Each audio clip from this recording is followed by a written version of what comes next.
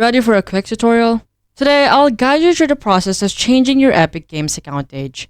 It's a breeze, so let's dive right in.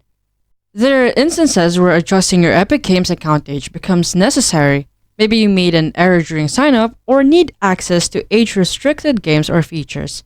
Luckily, Epic Games make it easy to modify your age through account settings. First, launch Epic Games on your PC.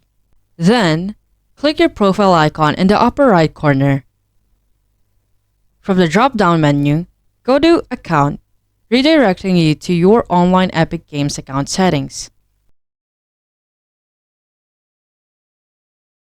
On the left side pane, spot various sections like Email Preferences and Epic Rewards. Locate Parental Controls and enter your PIN to proceed. If it's your first time adjusting parental controls, create a 6-digit PIN. Enter the Parental Control Settings page and scroll down to find the Age Grab slider for game restrictions.